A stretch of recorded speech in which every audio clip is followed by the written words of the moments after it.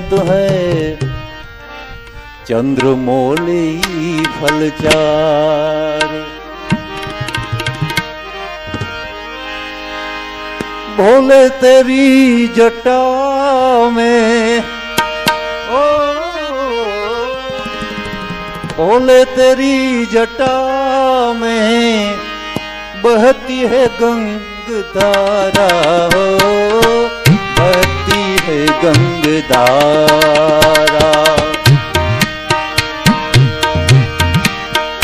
और भोले तेरी जटा में बहती है गंगधारा,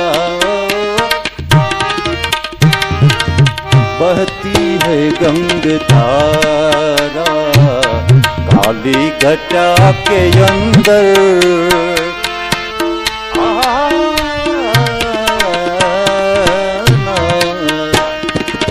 काली घटा के अंदर जिमी दामिनी उजाला, भोले तेरी जटा में। और भोले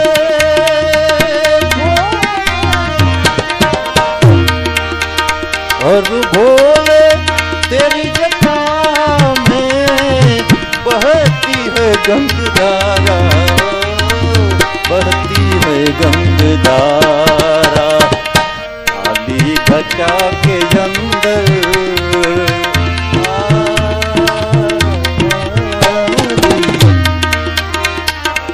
काली घटा के अंदर जिमी दामिनी उजाला। गले रूंड माल राज शशि भाल में विराजे, शशि भाल में विराज। गले रूंड माल राजे शशि भाल में विराजे, शशि भाल में विराजे। डमरू निनाद बाजे,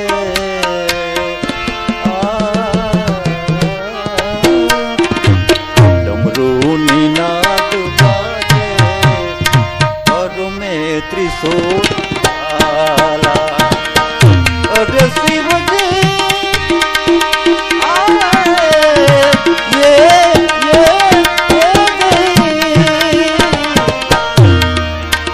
और भोले तेरी जटा में बहती है गंगधारा, बहती है गंगधारा।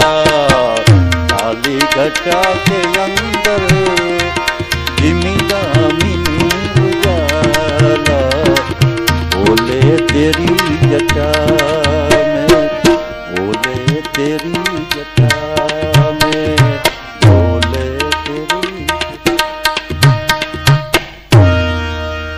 बोलिए मवेश्वर महादेव की। ओम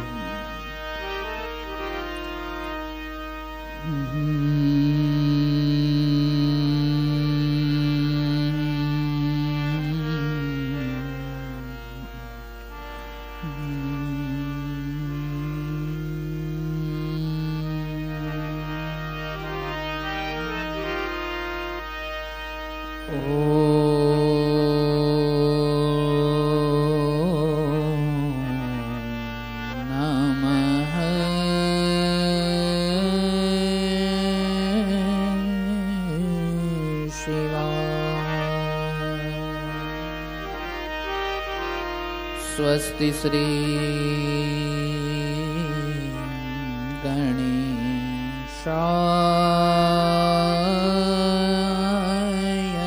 नमः।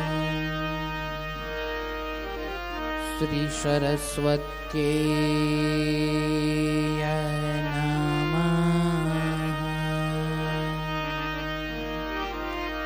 श्री सद्गुरुभ्यो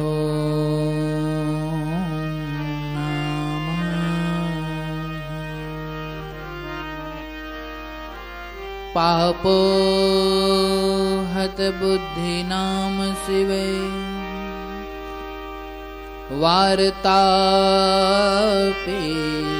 दुर्लभा दुर्लभं भारते जन्म दुर्लभं शिवपूजनम् प्रजेशं रमेशं महेशं सुरेशं दिनेशं निशीथेश्वरं वा कदाचित्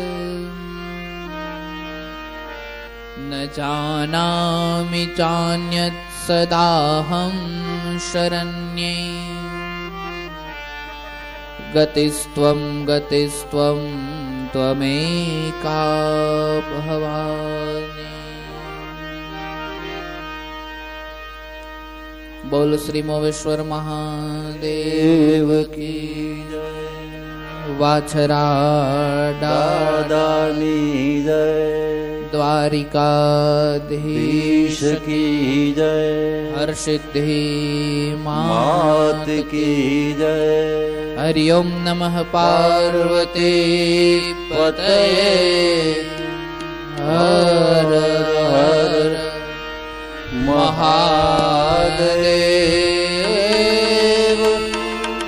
महादेव।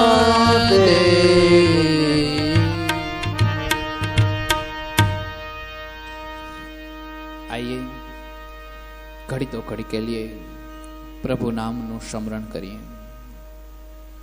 ओम शिव परात्परा शिव ओंकारा शिव तव शरणं। ओम शिव परात्परा शिव ओंकारा शिव तव शरणं।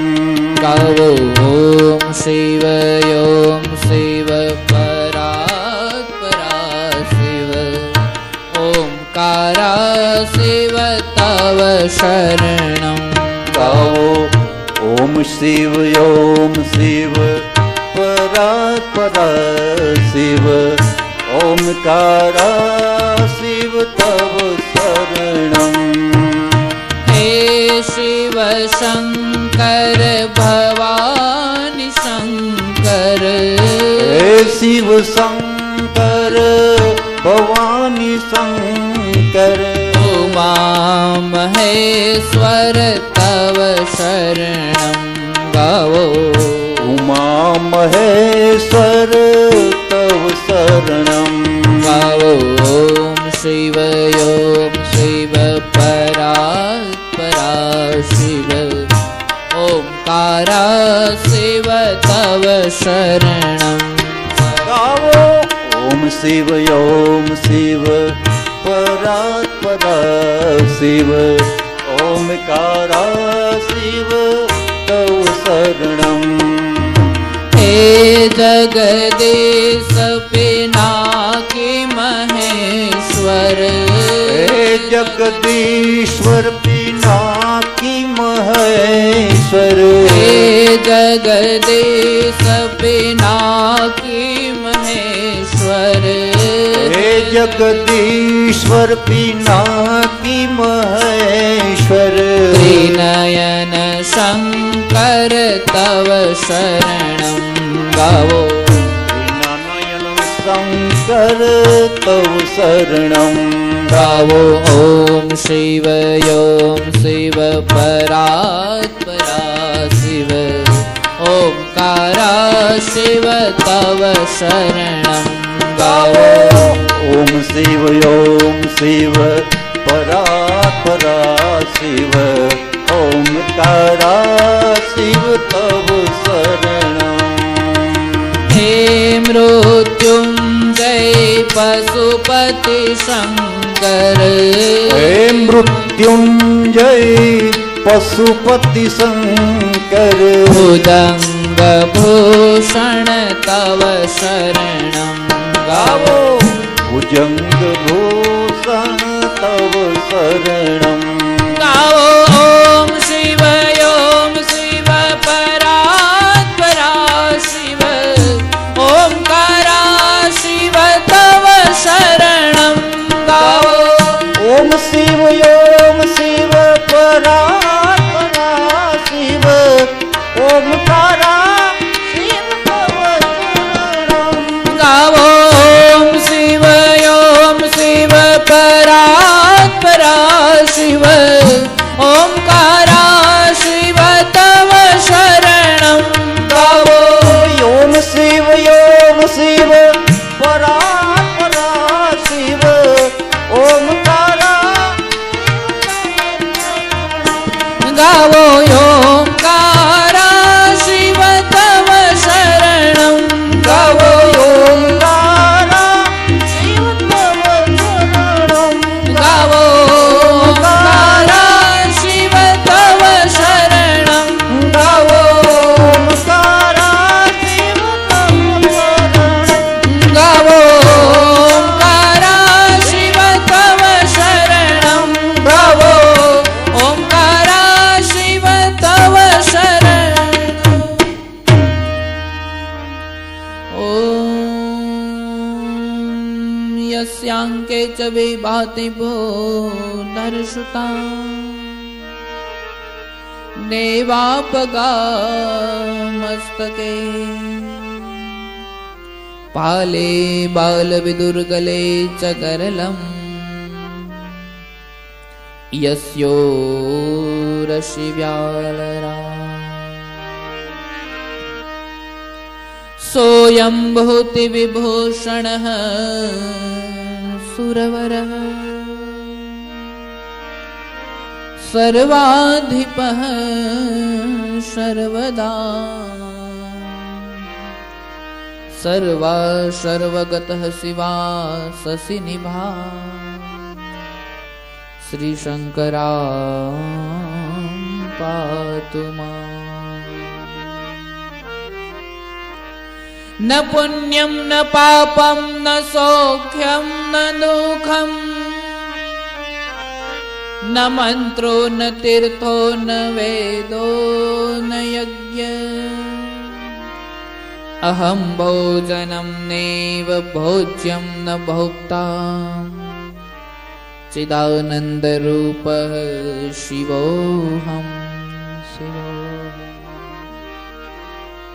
गुरु ब्रह्मा गुरु विष्णु गुरुदेवो महेश्वरा गुरु साक्षात् परम ब्रह्मा तस्मै श्री गुरुवे नमः।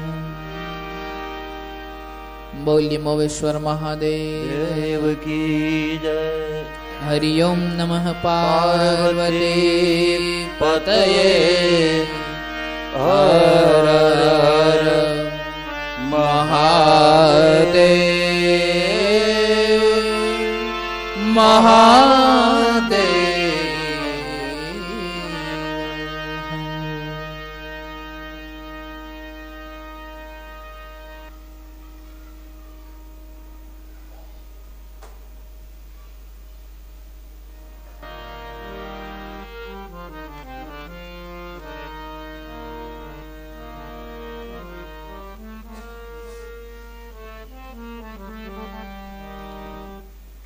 श्री हरिम परमानंदम उपदिष्टारमीश्वरम व्यापकम सर्वलोकानां कारणम त्वं नमाम्यहम्। परम कृपाळु परमात्मा दिव्य चरित्र एमनी पवित्र कथानी अंदर प्रवेश करिए। जय हो। मोवेश्वर महादेवना चरण कमलમાં વંદન કરીએ, વાછરા દાદાના ચરણ કમલમાં વંદન કરીએ, દ્વારિકાધીશના ચરણ કમલમાં વંદન કરીએ, હર્ષિતી માતાના ચરણ કમલમાં વંદન કરીએ। આ સ્થળ પર સ્થાન પર જે કોઈ પણ સ્વરૂપની અંદર સાધુ સમાજ જે રૂપની અંદર વિરાજમાન છે એ સર્વ સાધુ ગણોને વંદન। સર્વ શ્રોતાગણોને વંદન. વિજ્ઞાનના પ્રવાહના માધ્યમથી નિહાળતા આ કથા એ સર્વ શ્રોતાઓને વંદન. આપ સર્વને મારા જાજા કરી અને જય શ્રી કૃષ્ણ, જય સિયારામ, ઓમ નમઃ શિવાય, ઓમ નમો નારાયણ. આજની આ કથામાં પ્રવેશ કરીએ એ પહેલા આપ સર્વને અમારી આ વ્યાસપીઠ તરફથી, અમારા સાજિંદા મિત્ર તરફથી, યજમાન પરિવાર તરફથી, ચામુંડા સાઉન્ડ તરફથી આપ સર્વને એ નંદભયાની વધાય, એ નંદભયાની વધાય.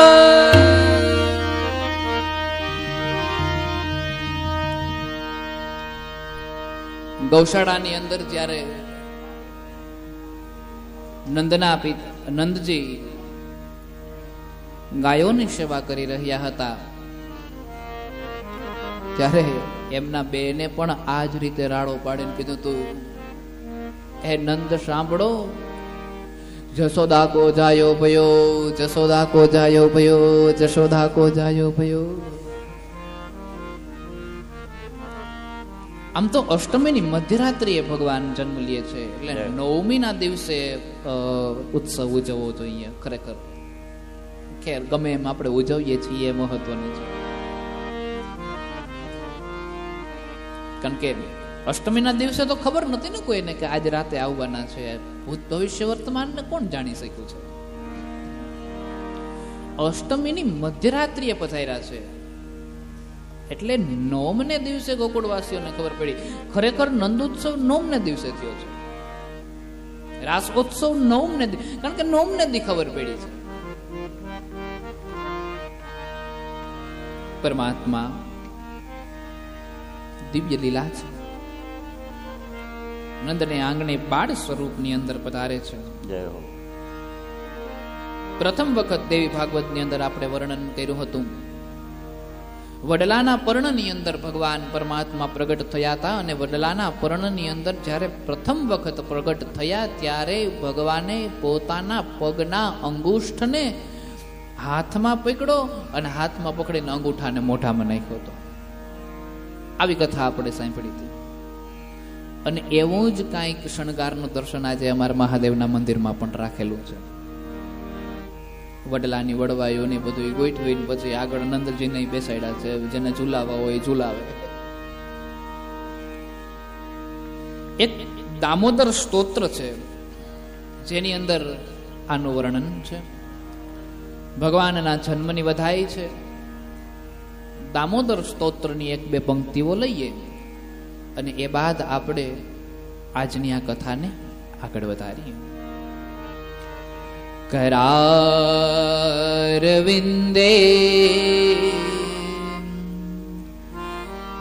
ન પદારવિંદમ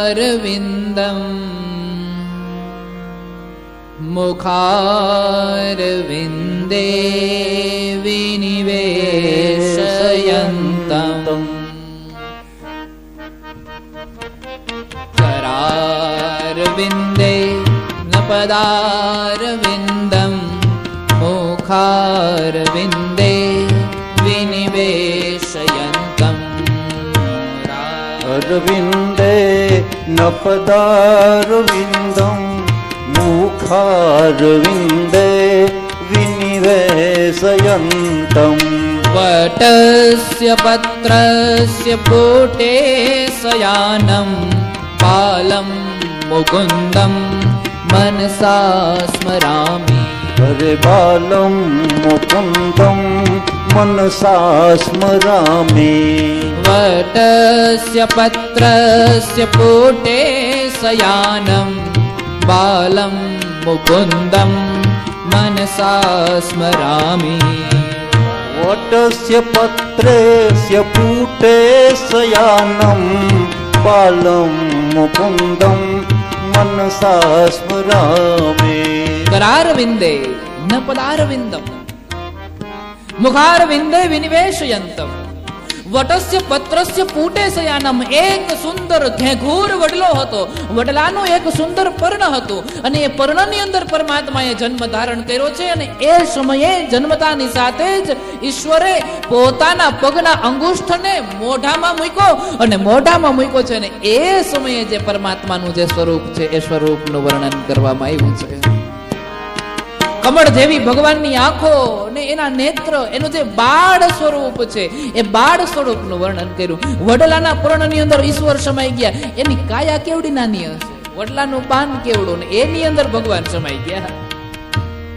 એનું આસન બનાવ્યું, એમાં ઈશ્વર સુતા છે. એ જે બાળ સ્વરૂપ છે એ બાળ સ્વરૂપને એવું કહેવાય છે કે વંદન કરવાના છે, એને પ્રણામ કરવાના છે. કરારવિંદે ન પદારવિંદમ મુખારવિંદે વિનિવેશયંતમ. करारविन्दे न पदारविन्दं मुखारविन्दं निवेशयन्तम्. श्री कृष्ण गोविंद हरे मुरारे, हे नाथ नारायण वासुदेव. श्री कृष्ण गोविंद हरे मुरारे, हे नाथ नारायण वासुदेव. जिह्वे पिबस्वामृतमेत देव, गोविंद दामोदर माधवेति.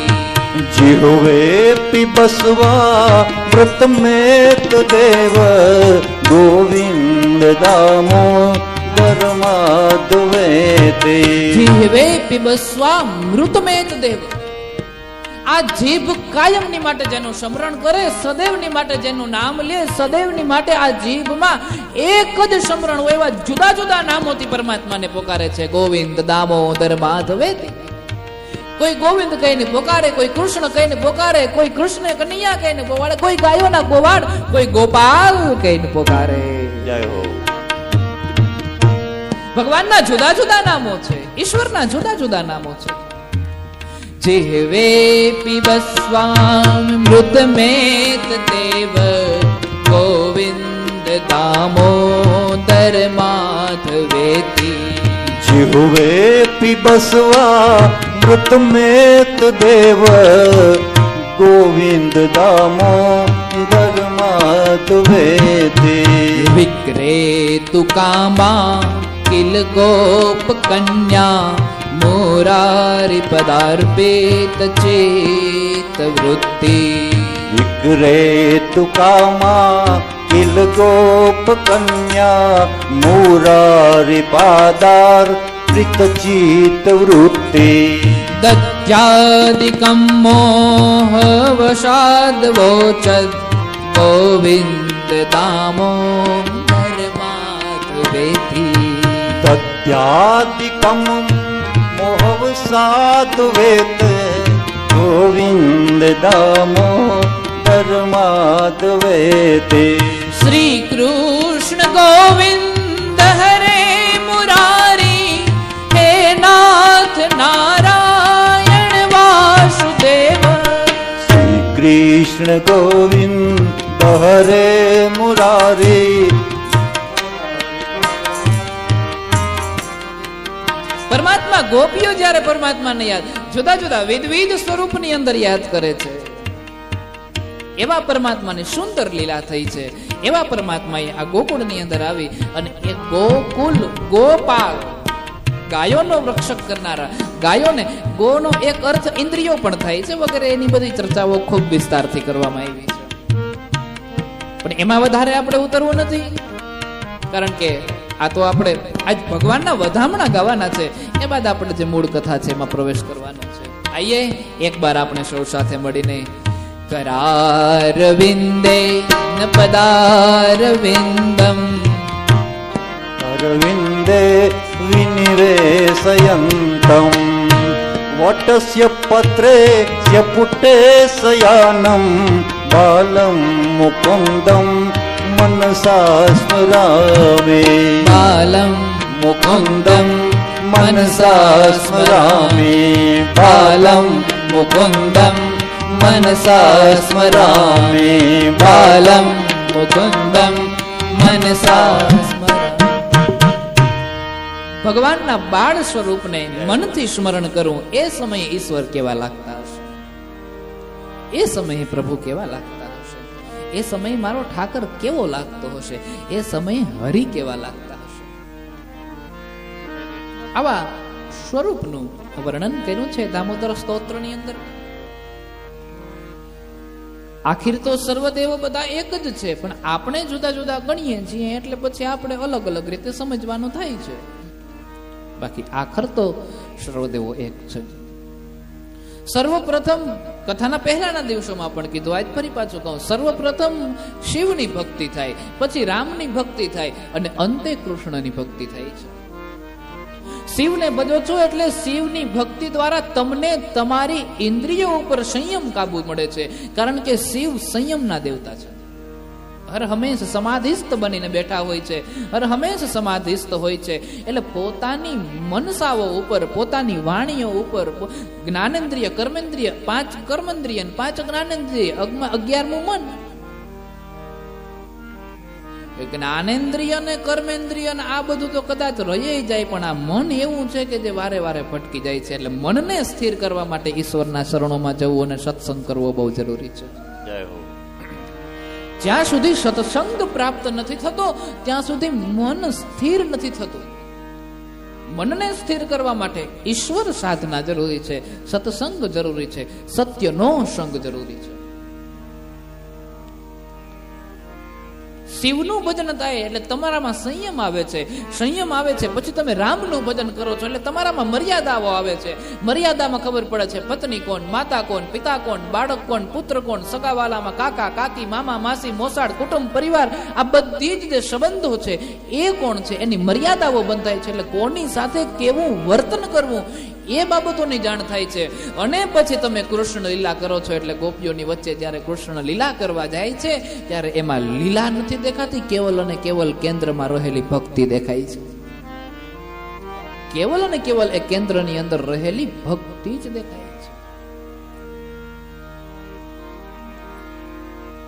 એટલા માટે આ કથાને શ્રવણ કરવી જોઈએ, કારણ કે આ કથાથી આપણા કાન પવિત્ર બને છે, આપણું જીવન પવિત્ર બને છે, આપણા જીવનની જે જે વ્યવહારો છે બધા ધીરે ધીરે ધીરે ધીરે કરતા કરતા પવિત્ર થઈ જાય છે.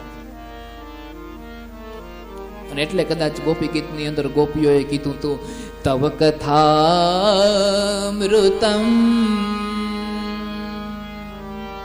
તૃપ્ત જીવનમ કવિભીરીડિતમ કલ્મષાપહમ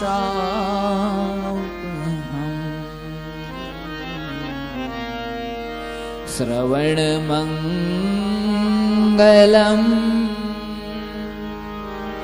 શ્રીમદાતતમ. શ્રવણ મંગલમ, શ્રવણ કહેતા કાન, હે પ્રભુ પરમાત્મા તવ કથામૃતમ, તારી કથા તણું જે અમૃત છે એ અમૃતને સાંભળવા માત્રથી શ્રવણ મંગલમ અમારા કાન પવિત્ર થઈ જાય છે, મંગળ થઈ જાય છે. ભોજન કરવાથી તો પેટ તૃપ્ત થાય, પાણી પીવાથી તો ગળું સુકાય, ગળું સુકાતું હોય એ ભીનું થાય. બીજા કોઈ અન્ય પ્રકારના વ્યવહારો જ્યારે મળે છે ત્યારે શરીર સુખ પ્રાપ્ત થાય છે, કોઈ વૈભવની પ્રાપ્તિ થાય ત્યારે શરીર સુખ પ્રાપ્ત થાય છે, સંપત્તિની પ્રાપ્તિ થાય ત્યારે મન શાંત થાય છે. પરંતુ ભગવાન એવું કહેવાય છે કે તવ કથામૃતમ, હે પ્રભુ પરમાત્મા, હે ઈશ્વર, તમારી કથાને જ્યારે હું સાંભળું છું ત્યારની વાત કહું, તૃપ્ત જીવનમ, આ જીવન તૃપ્ત થઈ જાય છે, આ જીવતર તૃપ્ત થઈ જાય છે. એમાં કંટાળો ન આવે, એમાં થાકી ન જવાય. નહીતર આજ 65 દિવસથી આપણે આ કથાને સાંભળીએ છીએ, એક એના ચહેરામાં ક્યાંય થાક નથી દેખાતો. બોલ, જય હો, જય હો. 2 મહિના માથે થઈ ગયું છે. 7 દિન ભાગવત કથા હોય ને તો થાકી જાય. હા, વેકેશનનો ગાળો હોય, મામા માસી કાકા કાકીના 4 છોકરા ઘેર આવ્યા હોય ને બાયું રાયડું નાખે, હવે તો વેકેશન પૂરું થાય તો સારું. એની જગ્યાએ 2 મહિનાની માથે હાથ દી થઈ ગયા છે. અને એ છતાં પણ આજે એકેયના ચહેરા ઉપર થાક નથી દેખાતો. એનું કારણ તવ કથામૃતમ તૃપ્ત જીવનમ. હે પ્રભુ પરમાત્મા, તારી કથાને જે હું સાંભળું છું, અમારું જીવન તૃપ્ત થઈ જાય છે. જીવનમાં જીવનની જે ભૂખ હકીકતની, જીવનનો જે ખોરાક છે એ આ છે. ડોંગરેજી મહારાજ કહેતા કે જે તીર્થ સ્થળોની અંદર ફરવાના ભાવથી જાય છે ને, એ વ્યક્તિ તીર્થ સ્થળોનું અપમાન કરવા માટે જાય છે. યાત્રાના ભાવથી જવું જોઈએ, અથવા તો કોઈ ભગવત ચર્ચાના ભાવથી જવું જોઈએ. ક્યારેક દેવી ભાગવત લઈને જાઓ, ક્યારેક ભાગવત લઈને જાઓ, ક્યારેક ગીતાજી લઈને જાઓ, ક્યારેક રામકથા લઈને જાઓ, ક્યારેક શિવકથા લઈને જાઓ. તીર્થ સ્થાનો ઉપર જ્યારે જ્યારે આપણે જઈએ છીએ ત્યારે કોઈને કોઈ ભગવાનની ભગવત ચર્ચા લઈને જવું જોઈએ. એમનેમ જો જઈએ તો એ તીર્થનું અપમાન થયું ગણાય. તીર્થ સ્થળોનું આ મહત્વ છે બાબા. તીર્થ સ્થળોની ભૂમિની અંદર જ્યાં પ્રવેશ કરીએ ને, ત્યાં શરીરની અંદર અનેક પ્રકારની ઉર્જાઓ આવવા લાગે છે. કેવલ અને કેવલ આનંદ કરવા માટે જઈએ છીએ તો તીર્થોનું અપમાન કરીએ છીએ. કંઈક ને કંઈક ભગવત ચર્ચા, કંઈક ને કંઈક ભજન લઈને જઈએ, છેલ્લે કાંઈ ન કરીએ તો ત્યાં જઈને 2 માળા કરીએ. યાત્રાના ભાવથી જઈએ, ફોટોગ્રાફી ને ફરવાના ભાવથી નહીં. તીર્થ સ્થાનોનું અપમાન થાય છે. આ જીવન ડોંગરેજી મહારાજે જયારે કથા વાંચી છે, એ કલયુગના વ્યાસ કહેવાય કદાચ, અથવા તો કલયુગના સુખદેવ કહેવાય, એમય કહી શકીએ. પરમાત્માની દિવ્ય કથા છે. હે પ્રભુ પરમાત્મા, તવ કથામૃતમ, તમારી કથા, કથા અમૃત કીધી છે. જોજો, તવ કથામૃતમ. પ્રભુ, તમારી કથા તણું અમૃત. અમૃત શબ્દનો ઉપયોગ કર્યો છે. અને પછી એવું કીધું છે, તૃપ્ત જીવનમ.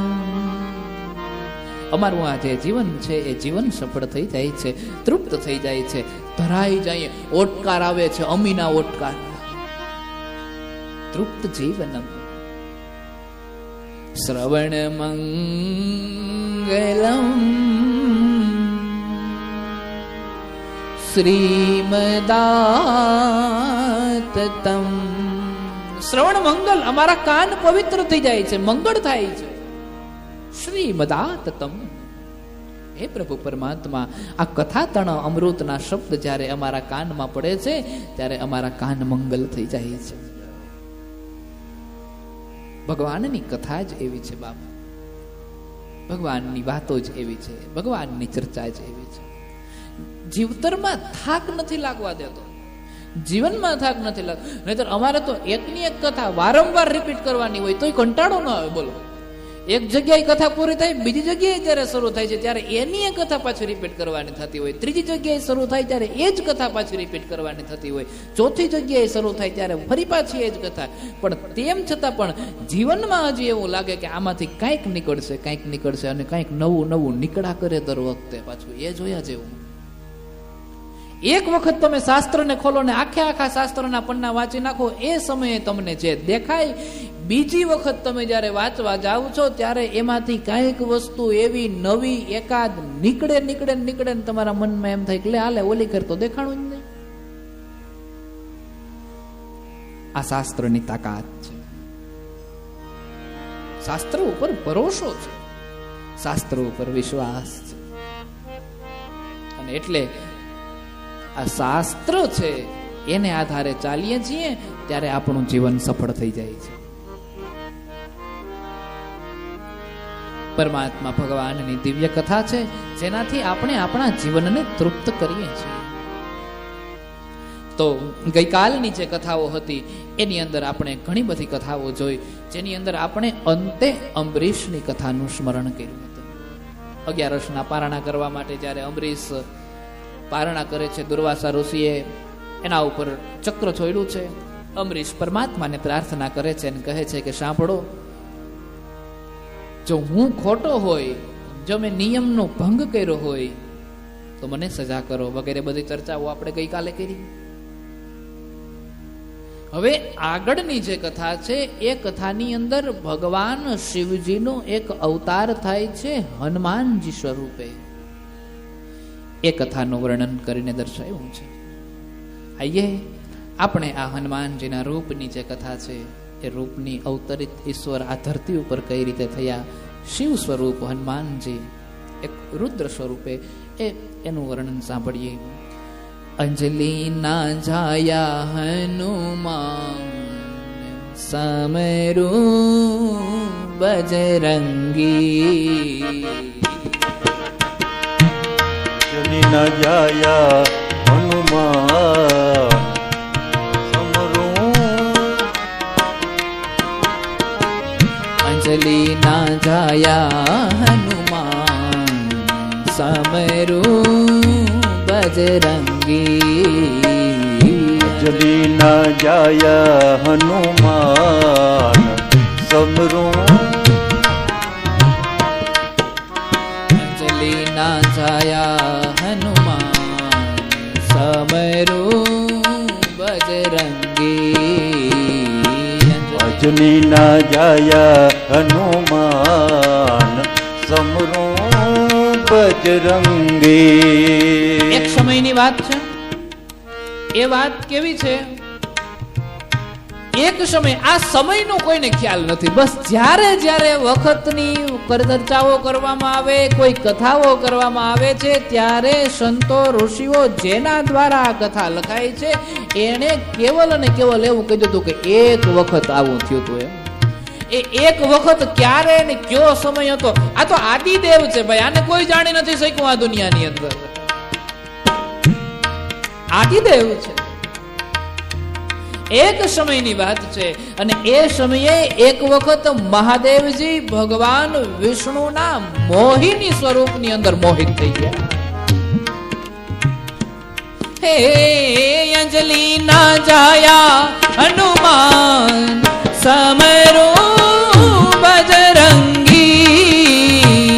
અંજલિ ના જાયા હનુમાન સમરું બજરંગી.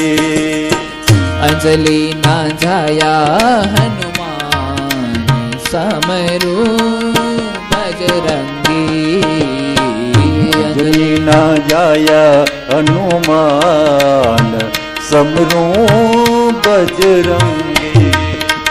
ભગવાન વિષ્ણુનું એક મોહિત સ્વરૂપ હતું. એને મોહિત સ્વરૂપ, મોહિની સ્વરૂપની અંદર ભગવાન શિવજી મોહિત થઈ ગયા. અને શિવજી જ્યારે એમાં મોહિત થયા ત્યારે એના અંગમાંથી એક તેજ નીકળી ગયું. એ તેજ જ્યારે નીકળ્યું છે ત્યારે એ તેજને શિવની પ્રેરણાઓથી સપ્ત ઋષિઓ દ્વારા એવું કહેવાય છે કે રામ કામ માટે રાખી દેવામાં આવ્યું કે આ રામ કામમાં કામ આવશે. એક સમય આવશે જ્યારે રામ આ ધરતી ઉપર ભગવાન વિષ્ણુ દ્વારા એ થયું ને, એટલે પછી વિષ્ણુ અને વિષ્ણુના અંશ અવતાર તરીકે રામજી આ ધરતી ઉપર પધાર્યા. એ વિષ્ણુના અંશાવતાર તરીકે રામજી આ ધરતી ઉપર અવતારને ધારણ કરશે અને રામના જ્યારે કામ કરવાના થશે ત્યારે આ તેજનું જરૂર પડશે. રાખી દીધું. સપ્ત ઋષિઓ દ્વારા પ્રેરણાઓ આપવામાં આવી રામ કાજ માટે. અને એ બાદ અંજનિ ના જાયા હનુમાન સમરું બજરંગી. અંજલિ ના જાયા હનુમાન સમરું બજરંગી. હો અંજનિ ના જાયા હનુમાન સમરું બજરંગી. અંજલિ ના જાયા હનુમાન સમરું બજરંગી. પવિત્ર ચર્ચાઓનું વર્ણન કરવામાં આવ્યું છે ને ત્યારે એવું કહેવામાં આવ્યું કે એ જે તેજ હતું એ તેજ સપ્ત ઋષિઓ દ્વારા અંજનીના કાનના માધ્યમથી એના ગર્ભ સુધી પહોંચાડવામાં આવ્યું. કાનના માધ્યમથી અંજનીના ગર્ભ સુધી પહોંચ્યું છે. અંજનીને ગર્ભ રહ્યો,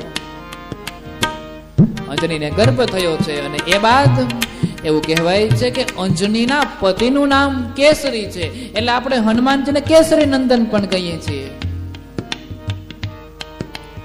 કેસરીના પણ પુત્ર કહેવાય. અને પવનના અંશો એટલે પવન પુત્ર. અને શિવના તેજમાંથી પ્રગટ થયો એટલે શિવનો રુદ્રનો અવતાર. ઓ અંજલિના છાયા હનુમાન સમરૂ બજરંગી. અંજલિના જાયા હનુમાન સમરૂ બજરંગે. અંજલિના છાયા હનુમાન સમરૂ બજરંગી. અંજનીના જાયા હનુમાન સમરૂ બજરંગે. શિવના એ તેજને સપ્ત ઋષિઓના દ્વારા શિવની આજ્ઞાથી અંજનીના કાનના માધ્યમથી અંજનીના ગર્ભની અંદર નાખવામાં આવ્યો. અને એના દ્વારા એક તેજ પ્રાગટ્ય પુરુષની ઉત્પત્તિ થઈ. અને એ પુત્ર એટલે બોલ હનુમાનજી મહારાજ કી જય.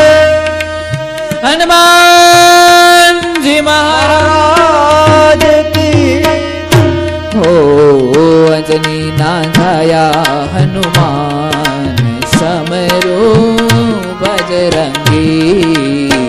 અંજલિના જાયા હનુમાન સમરૂ બજરંગે. અંજલિના જાયા હનુમાન સમરૂ બજરંગી. અંજલિના જાયા હનુમાન સમરૂ બજરંગે. સમરૂ બજરંગી. સમરૂ બજરંગે. સમરૂ બજરંગી. આ રીતે ભગવાન હનુમાનજીનું પ્રાગટ્ય થયું. હનુમાનજી જન્મતાની સાથે જ સૂર્યના ગોળાને જોયો. સૂર્યના ગોળાને જોઈને એને એમ થયું કે કેરીનું ફળ છે. દોડીને ગયા કેરીનું ફળ ખાવા માટે. અડધું મોઢામાં મૂક્યું વગેરે બધી ચર્ચાઓ આપણે કરી ગયા છીએ. જોગ સહસ્ત્ર જો જન પર ભાનુ લીલ્યો તાહી મધુર ફલ જાનુ. ધરતી ઉપરથી અવકાશ સુધી જયારે પહોંચ્યા, સૂર્યનારાયણને જયારે સ્પર્શ કરવા ગયા, યુગ સહસ્ત્ર 1000 યુગ પૂર્ણ થઈ ગયા. વિચારો સૂર્યની અને ધરતીની ગતિનો જે વચ્ચેનું અંતર છે કેટલું હશે. 1000 યુગ સુધી હનુમાનજીએ યાત્રા કરી, ત્યાં તો ત્યાં પહોંચ્યા. યુગ સહસ્ત્ર જો જન પર પાન લીલ્યો તાહી મધુર ફળ જાનું. એને મધુર ફળ સમજીને જ્યાં ખાવા માટે ગયા, ત્યાં તો 1000 યુગ વયા ગયા. 1000 યુગ પૂર્ણ થઈ ગયા. હવે હનુમાનજી કઈ આપણી જેમ બે ડગલા માંડીને હાવ ઘણીએ પોરો ખાતા હોય ને એવું તો નતું. એને તો હવાના પવનના પુત્ર વાયુ વેગી હતા. કઈ ગતિમાં જતા હતા, એનું અંતર કેટલું હોય, અને આ ધરતીથી લઈને અવકાશનું અંતર કેટલું હોય.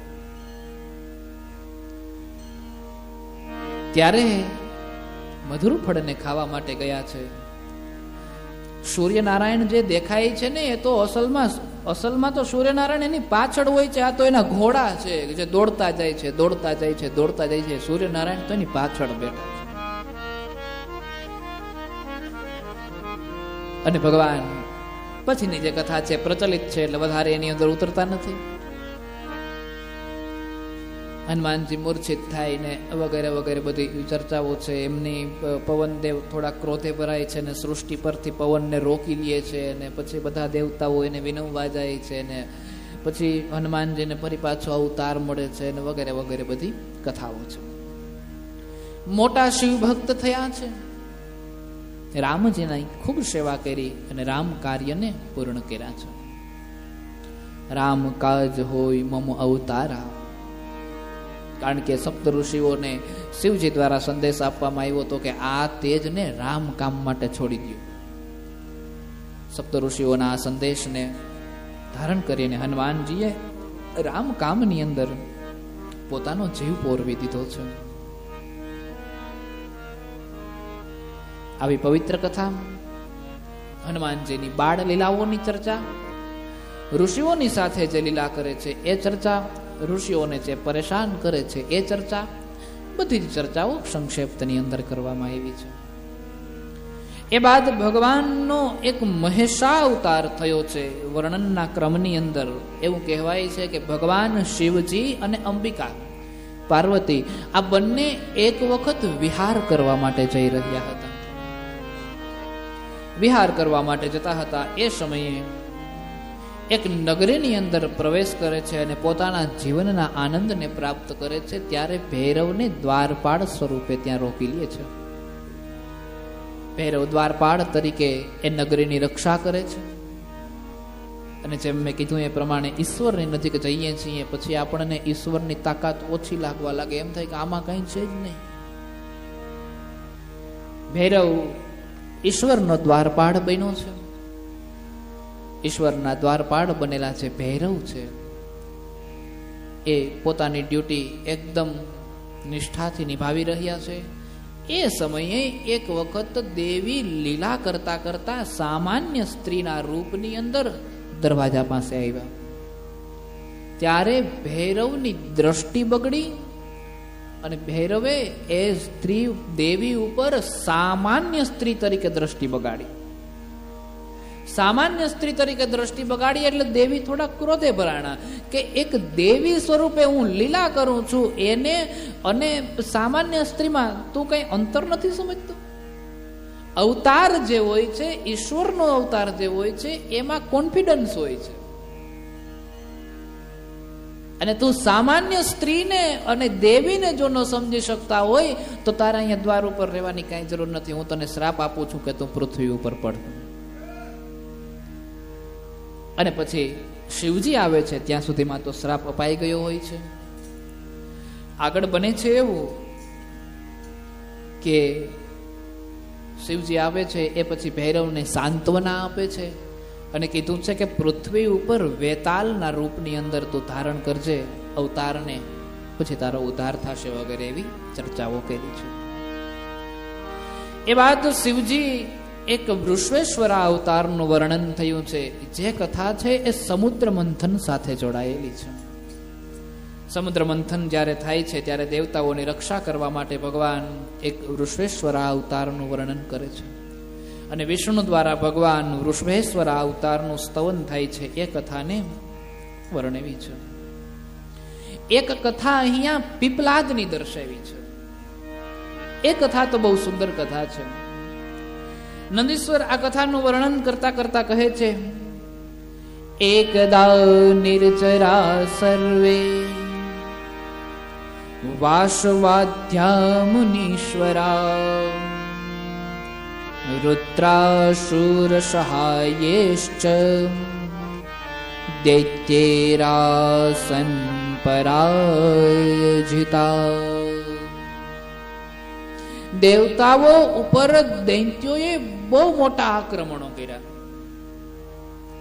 અને એમાં વૃત્રાસુર નામનો એક દૈત્ય અને વૃત્રાસુર નામના એ દૈત્યને મારવા માટે થઈ દેવતાઓ દધીચી ઋષિ પાસે ગયા અને દધીચી ઋષિ પાસે હાડકા માંગ્યા. દધીચી ઋષિ પાસે હાડ પિંજરો માંગ્યા છે. આ દધીચી ઋષિ જે છે ને એ શિવના બહુ મહાન ભક્ત છે. દધીચી ઋષિ સતીનો જ્યારે અવતાર થાય છે ત્યારે સતીની સમક્ષ પણ શિવ ભક્તિ પ્રગટ કરે છે અને દક્ષને પણ શિવ ભક્તિ વિશે ખૂબ મહિમા આપે છે. દધીચી ઋષિ સતતની માટે, કાયમની માટે યજ્ઞ, ધર્મના કામો, શિવની ભક્તિ, શિવનું ભજન કાયમની માટે કર્યા કરે છે. મહાન શિવ ભક્ત છે. દધીચી ઋષિ પાસે દેવતાઓ હાડકા માંગવા આવ્યા છે. એ સમયે દેવતાઓને દધીચીએ હાડકા આપી દીધા છે કારણ કે વૃત્રાસુરને મારવો છે. હવે એને કઈક એવું વરદાન હશે. હવે જે હોય એની ઊંડી કથાની અંદર આપણે પ્રવેશ નથી કરવો. પરંતુ એ દધીચી ઋષિના હાડકા લઈ અને એ હાડકાઓ છે એ દેવતાઓ માટે બ્રહ્માસ્ત્ર બની ગયા. બ્રહ્માસ્ત્ર બનેલા જે હાડકાઓ છે એનાથી વૃત્રાસુરને મારી નાખે છે. દેવતાઓ વિજય થાય છે, બહુ આનંદિત થાય છે અને દેવલોકની અંદર ઉત્સવ થાય છે. પરંતુ દધીચી ઋષિના જે ધર્મપત્ની છે એ પત્નીને જીવન જીવવું નહોતું ગમતું. એ પત્નીના મનની અંદર એમ હતું કે મારે મૃત્યુ પામી જવું છે, આત્મહત્યા કરી લેવી છે. અને આ જગતમાં આત્મહત્યાથી મોટું પાપ દુનિયામાં બીજું એ કઈ નથી. આપણે સૌ જાણીએ છીએ કે ગીતામાં પરમાત્માએ કીધું છે કે શરીર નાશવંત છે ને આત્મા અમર છે. આજે આ છેડો છોડીને બીજાને ખોખામાં જાહે, ને બીજાને છોડીને ત્રીજામાં જાહે, ને ત્રીજાને છોડીને ચોથામાં જાહે. આ ઘર મૂકીને બીજા ઘરમાં જાય એટલે આત્મા અમર છે. એનો અર્થ આત્મા આપણી નથી, આ શરીરની આત્મા નથી. અને જો આ શરીરની આત્મા ના હોય તો જે વસ્તુ આપણી નથી એ વસ્તુનો નાશ કરવાનો અધિકાર આપણો હોય. આત્મા જ આપણી નથી તો આત્મહત્યા કરવાનો અધિકાર આપણો હોય. એટલે જે વસ્તુ બીજાની છે એ વસ્તુને નાશ કરવાનો કોઈ અધિકાર આપણો નથી. આત્મહત્યાથી મોટું પાપ આ જગતમાં બીજું એ કઈ નથી. અને ત્યારે એવું કહેવાય છે કે એ દધીચી ઋષિ જે છે એના ધર્મપત્ની અને એના ધર્મપત્નીએ એક વખત એમ કહેવાય છે કે આત્મહત્યા કરવાનો પ્રયત્ન કર્યો. એને જીવન નથી જીવવું, એને મુક્તિ પ્રદાન કરી લેવી છે, એને મુક્ત થઈ જવું છે. આત્મહત્યા કરવાનો પ્રયત્ન જ્યાં દધીચી ઋષિ કરે છે, એ દધીચી ઋષિના પત્ની કરે છે, એ સમયે એવું કહેવાય છે કે એના ગર્ભની અંદર એક બાળક છે. હવે દધીચી બહુ મોટા મહાન શિવ ભક્ત છે, એટલે દધીચીના પત્નીના ગર્ભમાં જે બાળક હોય એ કોઈ સામાન્ય તો હોય નહીં, એ પણ મહાન શિવ ભક્ત હોય. અને ત્યારે એમ કહેવાય છે કે દધીચી ઋષિના પત્ની જ્યારે આત્મહત્યા કરવા માટે જાય છે ત્યારે દધીચી ઋષિના પત્નીએ એવું કહેવાય છે કે શિવને પ્રાર્થના કરી છે. એટલે કે એની ગર્ભની અંદર રહેલું જે બાળક છે એ બાળકને પ્રાર્થના કરી છે. બાળકને પ્રાર્થના કરી છે. તમે એમ કીધું છે કે તમે તો શિવાંશ છો, તમારે કઈ રીતે જીવવું એની તમે આયોજન પહેલાથી કરી જ લીધું હોય તો મને મરવા દો. તમે તો શિવના અંશ છો, તમારે કેમ જીવવું એની તમને ખબર જ છે, એ તમે જાણો છો. અને એટલા માટે મને તમે હેરાન કરોમાં, કારણ કે તમે મારા ગર્ભની અંદર છો એટલે હું આત્મહત્યા નથી કરી શકતી, કારણ કે મારા લીધે તમારે, અને તમારે કેમ જીવવું એની તમને ખબર છે. અને એટલા માટે દધીચીના પત્નીના ગર્ભમાંથી જે શિવ અંશ સ્વરૂપે બાળક ઉત્પન્ન થાય છે એ દધીચીના પત્ની એને પીપળાના વૃક્ષની નીચે મૂકી દે છે, એટલે એનું નામ પીપલાદ પડે છે. એ બાળક ધીમે ધીમે મોટો થવા લાગ્યો, મહાન શિવ ભક્ત બન્યો, બહુ મોટી શિવ ભક્તિ કરે છે, ખૂબ મોટી શિવ ભક્તિ કરે છે, ખૂબ મોટી શિવ ભક્તિ કરે છે. અને શિવજીને એટલા પ્રસન્ન કરે છે કે ગ્રહોમાં એક ગ્રહ છે કે જેનાથી દેવતાઓ ડરે, દેવતાઓ બીવે. એની દશા જેવી આપણી ઉપર પડે ને, આપણી 7.5 વર્ષની ધનોત પનોત નીકળી જાય. એક ગ્રહ છે શનિ.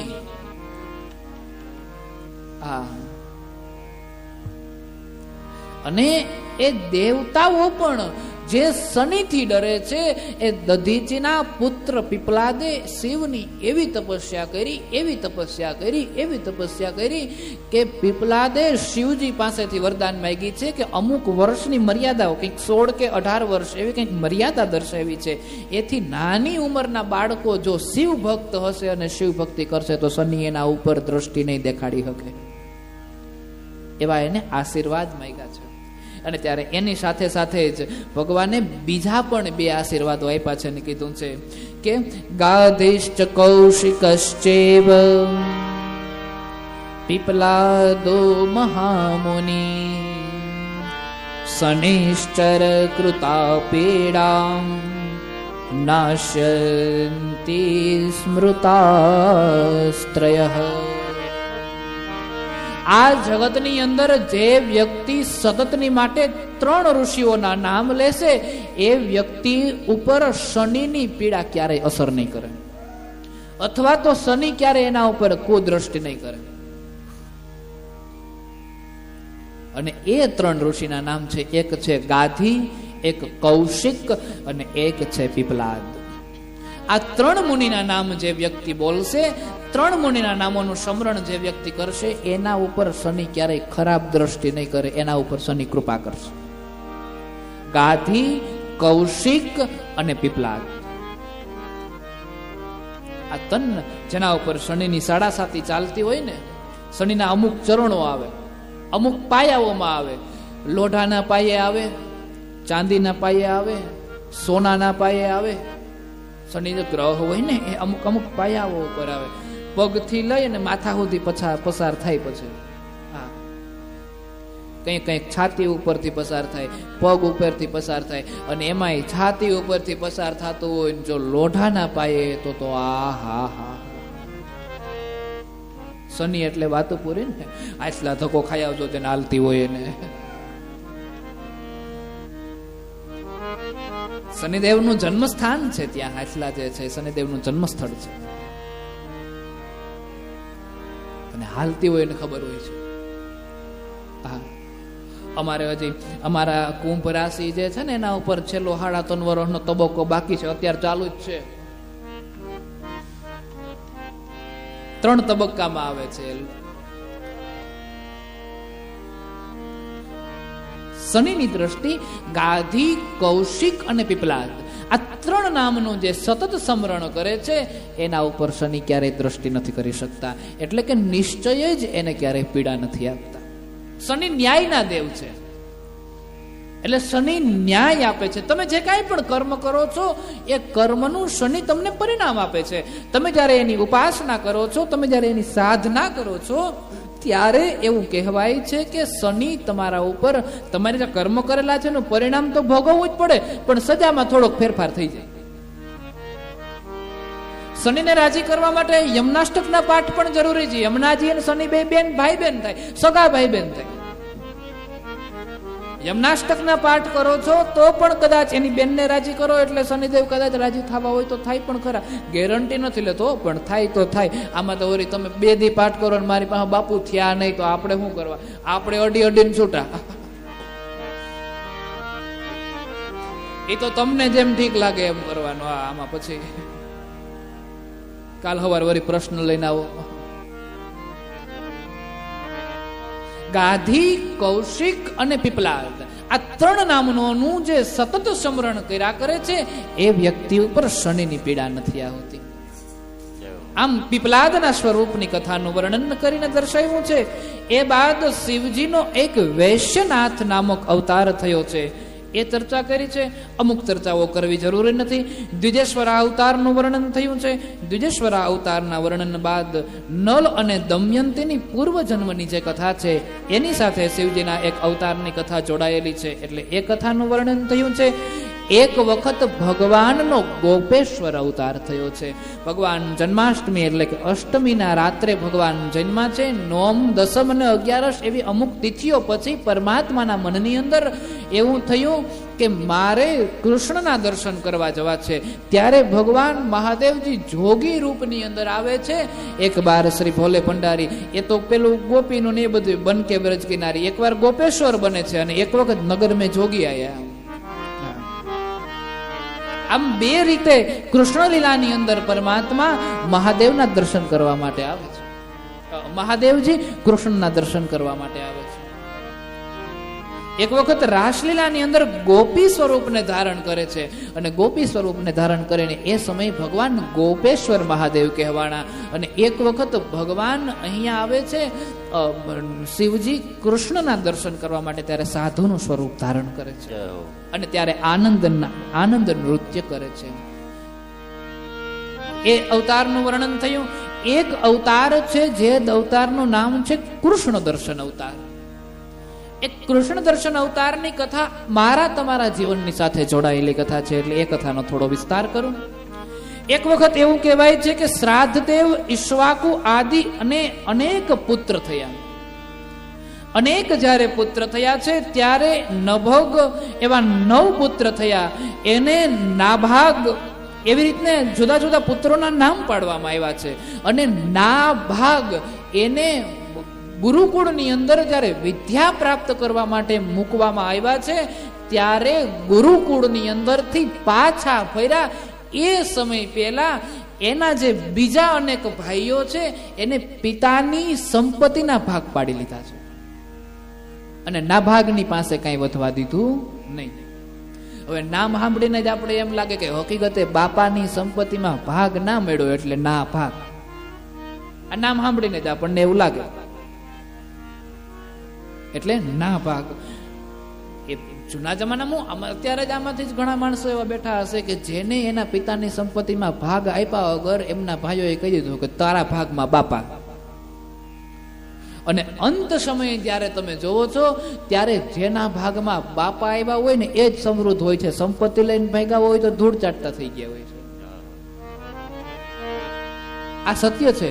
કારણ કે આની પહેલા મેં તમને કીધું છે કે ભાઈ મોટો હોય કે નાનો, એ ભાઈઓ જ્યારે ભેગા હોય છે અને કમાય છે અને જે સંપત્તિ હોય છે એ બંને ભાઈઓ જ્યારે જુદા થાય છે અને પિતાની સંપત્તિના ભાગ પાડવાના થાય છે, એ સમયે જે ભાઈઓએ જે કાંઈ પણ કમાણી કમાયા હોય એ પંચની વચ્ચે મૂકી દેવાની હોય છે. અને જો પંચની વચ્ચે એમાંથી 100નો દાણો ઉભે એટલું રહી જાય તો પચે નહીં.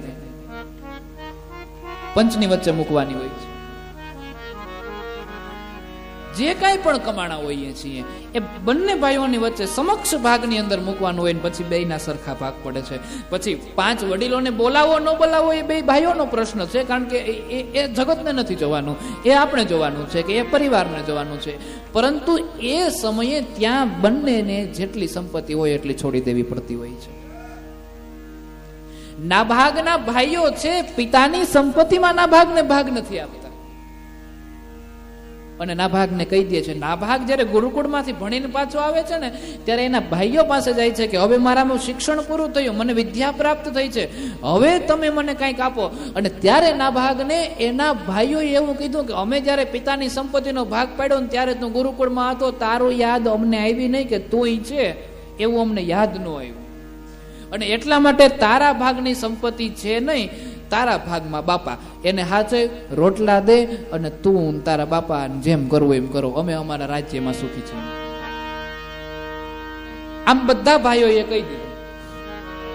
હવે નાભાગ ગયો એના બાપા પાસે અને બાપા પાસે જઈને પિતાજીને એવું કહેવા લાગ્યો કે પિતાજી, ભાઈઓએ તો તમારી સંપત્તિનો ભાગ પાડી લીધો છે અને પછી અમને કાઢીને એમ કહી દીધું કે તારા ભાગમાં બાપા આવે, તારે જે કરવું એ કર, મારે શું કરવાનું?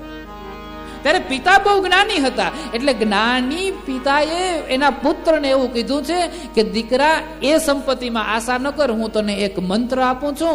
જો સામે બ્રાહ્મણો અનેક સમયથી યજ્ઞ કરે છે ને સ્વર્ગમાં જવાનો પ્રયત્ન કરે છે, પણ અમુક શ્લોકોમાં ક્યાંક ભૂલ કરી જાય છે, એના હિસાબે સ્વર્ગમાં જઈ શકતા નથી. હું તને મંત્ર આપું, એ મંત્રને બોલજે અને બ્રાહ્મણો સ્વર્ગમાં જશે, વધેલું ધન તને આપશે. પિતાએ જ્ઞાન આપ્યા છે, સંસ્કાર આપ્યા છે. અને પિતાની સાચી મૂડી આ છે, સાચી સંપત્તિ આ છે સંસ્કાર. માતા પિતાની સંપત્તિ હકીકતે સંસ્કાર છે, પણ આપણે ઓલી એમાં ચોટીએ છીએ. હકીકતે સંસ્કાર છે. મા બાપના ગુણ કેટલા લીધા, માતાના ગુણ કેટલા લીધા, પિતાના ગુણ કેટલા, એના સંસ્કારો કેટલા, એના જીવતરને કઈ રીતે તમે જીવો છો, તમારા જીવનમાંથી તમે કેટલું એનામાંથી શીખા છો, સહન કરતા કેટલું શીખા છો. કારણ કે આપણાથી ડબલ ઉંમરના છે, એને એના જીવનની અંદર ઘણા તડકા છાયાઓ જોયા છે અને એ તડકા છાયાની અંદર પોતાની સહનશીલતાને કઈ રીતે નિભાવી છે એ સંસ્કાર આપણે એનામાંથી શીખવાના છે. સાચી સંપત્તિ આ છે. અને ત્યારે નાભાગ એવું કહેવાય છે કે પિતાના સંસ્કારને પોતાની સંપત્તિ અને પોતાનો અધિકાર સમજીને ધારણ કરી લે છે. યજ્ઞશાળાની અંદર જાય છે અને યજ્ઞ પૂર્ણ કરાવે છે. બ્રાહ્મણો બધા સ્વર્ગ તરફ ગયા અને વધેલું ધન જ્યારે નાભાગને દેવામાં આવ્યું છે અને ત્યારે નાભાગ એ સંપત્તિ જ્યાં ભેગી કરતા હતા ત્યારે ભગવાન મહાદેવજીને એવું થયું કે લે થોડીક પરીક્ષા કરું. અને સંપત્તિ ભેગી કરવા માટે જ્યારે નાભાગ ગયો ત્યારે મહાદેવજી એક કૃષ્ણ દર્શન નામે અવતારને ધારણ કર્યો છે અને કૃષ્ણ દર્શન તરીકે અવતારને ધારણ કરી અને પછી મહાદેવજી એને કહે છે કે આ સંપત્તિ ઉપર મારો અધિકાર છે, તું શા માટે લે છે? ત્યારે આને એવું કીધું કે મારા પિતાએ મને એવું કીધું છે કે આ સંપત્તિ ઉપર મારો અધિકાર છે. અને ત્યારે મહાદેવજી એવું કીધું કે હાલ તારા બાપાને પૂછીએ. અને ત્યારે બંને એના પિતા પાસે જાય છે અને પિતાજીને પૂછવા માટે જાય છે. પણ આ તો જ્ઞાની હતા ને, કૃષ્ણ દર્શન સ્વરૂપમાં આવેલા શિવજીને ઓળખી ગયા કે આ કોઈ સામાન્ય નથી. એટલે નાભાગને કીધું, દીકરા જે છે એ બધું દઈ દે તું તારે, હું તને બીજું આપું, આને દેવામાં ફાયદો છે. જેમ જલારામે કીધું હતું ને કે જલારામને એના પત્નીએ કે જે માગે એ દઈ દે, આ તું જેદીનો વાટ જો ને ઈ જ આવ્યો છે આજ, ભલે પત્ની માગે તો પત્ની દઈ દે, એમાં ઉદ્ધાર છે. તું કેટલા વર્ષોથી રાહ જો છે ને ઈ જ આંગણે આવીને ઉભો છે, આપી દે, વાટ જોમાં ખોટી. જેમ કીધું કે પત્ની લઈ જાઓ, ભગવાન વીરપુર ની અંદર ભગવાનને ભાગવું ભારે થઈ પડ્યું. હા, વૈકુંઠમાં લઈ જાય તો હાચવી ક્યાં, ત્યાં ડખો થાય ને. કે શિવજીની જટાની ગંગાવાળી મેં તમને વાત કરી હતી કે ગંગામાં જયારે જટાજી હમાણા ને ત્યારે આ તો વાંધો ન આવ્યો નકર શિવના ઘરમાં ડખો થતો હતો. પાર્વતીએ આવ્યા ભેગા પ્રશ્ન પૂછ્યો છો કે તમે રે લઈ આવ્યા ભોળા જટામાં હમાડી, કોઈ લાવે કાંધે ચાલી, કોઈ લાવે હાથે ચાલી, તમે રે લઈ આવ્યા ભોળા જટામાં હમાડી, કોણ છે આ નારી? ભગવાનને ભાગવું ભારે થઈ પડ્યું. ઓળખી ગયા છે અને કીધું છે કે દીકરા એને જે જોતું અહીં આપી દે, એમાં એનો અધિકાર છે. હું તને બીજો મંત્ર આપું છું, તું એ ભણ, એમાંથી કંઈક સંસ્કાર પ્રાપ્ત કર, અને એ ભણ અને એમાંથી તને સંપત્તિ આના કરતા પણ વધારે પ્રાપ્ત થશે. કારણ કે પિતા જાણે છે કે આ મંત્ર હું આપવા જઈશ ને જેવો આ ત્યાગ કરી દેશે ને એટલે ઓલો અહીંયા અહીંયા બધું આપીને વયો જાહે. કારણ કે ચપટી ભભૂત મેં હે ખજાના કુબેર કા. પિતાની એ વાતને સાંભળી છે ને ગ્રહણ કરી લીધા પછી જ્યાં એવું કહેવાય છે કે કીધું મારા બાપાએ કીધું કે આના ઉપર તમારો અધિકાર છે, લઈ જાઓ તમ તારે, મારે નથી જોતું એ. અને આમ જ્યાં નિષ્ઠાપૂર્વક આ બધી જ વાતો એની જોઈ છે, શિવજીને દયા એવી છે કે વાહ રે વાહ તારી નિષ્ઠા, અને પોતાના દર્શન આપ્યા છે. અને એ જ્યારે અવતાર થયો છે એને કૃષ્ણ દર્શન અવતાર તરીકે આ ધરતી ઉપર વર્ણવવામાં આવ્યો છે. એ બાદ ભગવાનનો એક અવતાર થયો છે અવધૂતેશ્વરા અવતાર. એ અવધૂતેશ્વરા અવતાર છે એ ઇન્દ્રને એક વખત ઘમંડ આવે છે અને એ ઘમંડનો નાશ કરવા માટે થઈ ભગવાન એક વખત અવધૂતેશ્વરા અવતારનું વર્ણન કરે છે.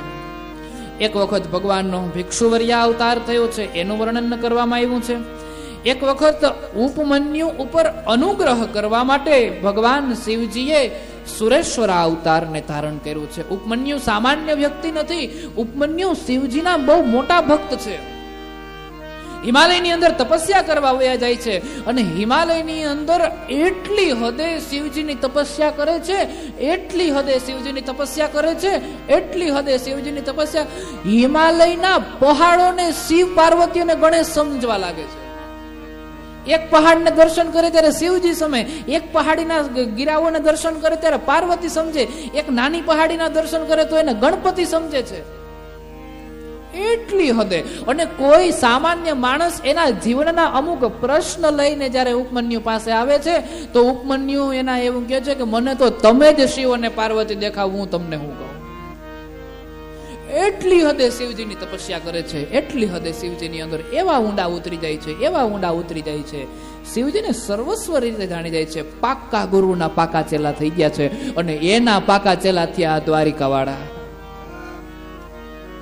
એ ઉપમન્યુની પાસે જાય છે અને પુત્ર પ્રાપ્તિ માટે જ્યાં વરદાન માંગવાનું 16 મહિના સુધી ભગવાન દ્વારિકાધીશ છે એ ઉપમન્યુના શરણોમાં બેસી અને સાધના કરે છે અને અનુષ્ઠાન કરે છે અને પછી પુત્ર પ્રાપ્તિ માટે વરદાન પ્રાપ્ત કરે છે. પાક્કા ગુરુના પાક્કા શિષ્ય થઈ ગયા છે. ઉપમન્યુ હરેક શિખરોમાં શિવને જોવે છે, હરેક શિખરોમાં પાર્વતીને જોવે છે, હરેક શિખરોમાં ગણપતિને જોવે છે, વંદન કરે છે. એક માણસમાં શિવ જેમ તુલસીદાસજી સમજતા હતા કે મારી માટે તો કાશીનો હરેક વ્યક્તિ શિવ છે ને હરેક સ્ત્રી શિવા છે, પાર્વતી છે, અને હરેક બાળક ગણપતિનું સ્વરૂપ છે. એમ ઉપમન્યુ એની પાસે કોઈ જીવનના પ્રશ્ન લઈને આવે તો પણ એના ચરણોમાં નમન કરીને એમ કે તમે જ મારી માટે શિવ ને શિવા છો, હું તમને હું ઉકેલ આપતો હતો. એવા ઉપમન્યુ માટે ભગવાન એક વખત સુરેશ્વરા અવતારનું ધારણ કરે છે. એ બાદ પાર્વતીના મનોભાવને જાણવા માટે થઈ પરમાત્મા એક વખત બ્રહ્મચારી અવતારને ધારણ કરે છે. એની ચર્ચા કરવામાં આવી છે. ભગવાન શિવજીનો એક વખત સુનર્તક અવતાર થયો છે, નૃત્ય કરે છે. જે કથાને આપણે સંક્ષેપ્તની અંદર જોઈ હતી કે શિવજીનું માગું લઈને જ્યારે હિમાલયમાં જાય છે ત્યારે નૃત્યકારી કે ભગવાન મહાદેવનો એક અવતાર થાય છે, સુનર્તક અવતાર એને કહેવામાં આવ્યો છે. એ બાદ એવું કહેવાય છે કે પરમાત્મા શિવનો દ્વિજા અવતાર થયો છે. એક વખત ભગવાન મહાદેવજી અસ્વસ્થામા તરીકે અવતારને આ પૃથ્વી ઉપર ધારણ કરે છે અને એટલા માટે અસ્વસ્થામા કાયમની માટે અમર છે. શરીર એને ખોટા કામ કર્યા છે એટલે એને શ્રાપો અમુક વસ્તુ ભોગવવી પડી, એ બધી વસ્તુઓ જુદી છે. પરંતુ કારણ કે એ સમયે જ્યારે પાંડવો છે એ યુદ્ધ જીતી જાય છે ને પછી કક્ષની અંદર જ્યારે બધા પાંડવો સૂતા હોય છે ને દુર્યોધન એવું કહે છે કે પાંડવોના માથા કાપીને લઈ આવી તો મને એવું માનવામાં આવે કે હું જીતો છું, તો દુર્યોધન કે મારું મૃત્યુ થાય. અને એ સમયે પાંડવો પૂજા કરવા માટે જાય છે. દ્રૌપદીના પગ લથડે છે કે આજ કંઈક નવીન થવાનું છે અને પાંડવોના કક્ષની અંદર પાંડવોના પુત્ર સૂતા છે એટલે પાંડવો સમજી અને બધાના માથા કાપીને અસ્વસ્થામાં લઈ જાય છે. દીકરાના માથા કાપી નાખ્યા છે તેમ છતાં પણ દ્રૌપદી પાંડવોને એવું કહે છે કે ગુરુનો દીકરો છે એને માફ કરી દો, એ બ્રાહ્મણ છે. અને અહીંયા દ્રૌપદીનું વસ્ત્ર હરણ થયું છે, અહીંયા દીકરાના માથા. દુઃખ ક્યું વધારે? આ દ્રૌપદીમાંથી સમજી લેવાની છે, શીખવાનું છે. વસ્ત્ર હરણ થયું છે એ સમયે દ્રૌપદી એવું કીધું કે આના બધાયના હાથ પગ કાપી નાખો, આ એકય ના જોઈએ. કારણ કે ભવિષ્યમાં જો કદાચ આવી સ્ત્રીઓ ઉપર અત્યાચાર થશે ને આવા દુષ્ટ ઉભા હશે તો એ દેશની હાલત શું થશે? અને એક સમય અસ્વસ્થામાં એના પેટના દીકરાને મારી નાખે છે ત્યારે દ્રૌપદી એવું કહે છે કે એને માફ કરી દો, એને મરાય નહીં, ગુરુનો દીકરો છે, બ્રાહ્મણ છે, બ્રહ્મ હત્યા લાગશે, એને મારતા નહીં. દ્રૌપદીમાં સમજ છે કે કોને સજા આપવી ને કોને નહીં. દુર્યોધનને સજા આપવા જેવી હતી કારણ કે દુર્યોધન દુષ્ટ હતો અને આ ગુરુનો દીકરો છે. ગુરુના દીકરાને ક્યારેય સજા ન કરાય. પછી એની શિખા કાપી લેવામાં આવે છે અને પછી ભગવાન શ્રી કૃષ્ણ દ્વારા શ્રાપ આપવામાં આવે છે કે તને તારા અમરત્વ ઉપર અભિમાન છે ને, જા એ જ અમરત્વ તારી માટે શાપ થઈ જશે અને સમયના અંત સુધી તમે ભટકતા રહેશો. ગિરનારમાં આજે કદાચ એક પૂનમના દિવસે ભવનાથ મહાદેવની પૂજા કરવા માટે અસ્વસ્થામાં આવે છે એવું કહેવાય છે. એ શિખાઓની અંદર ફરે છે, રખડે છે. અવધૂતને ધારણ કર્યું છે, એના સ્વરૂપને કોઈ જોઈ નથી શકતું. શરીરમાંથી એકદમ દુર્ગંધ આવે છે અને લોહીની ધારાઓ નીકળ્યા કરે છે. એવા એક અસ્વસ્થામાં અવતારનું વર્ણન કરવામાં આવ્યું છે. એ બાદ વ્યાસજી પાંડવોને સાંત્વના દેવા માટે અર્જુનને ઇન્દ્રકીલ પર્વત ઉપર તપસ્યા કરવા માટે મોકલે છે. ઇન્દ્રકીલ પર્વત ઉપર અર્જુન તપસ્યા કરે છે અને એ સમયે શિવજીની પૂજા કરવા માટે ઇન્દ્રદેવ જ્યારે આવે છે અને અર્જુનને સંદેશ આપે છે કે શિવજીની પૂજા કરો, અને ત્યારે એક કિરાટના રૂપની અંદર ભગવાન મહાદેવજી અર્જુનની સમક્ષ પ્રગટ થાય છે. અર્જુન તપસ્યા કરતા હોય છે અને ત્યારે શિવ એમના ગણો સાથે એક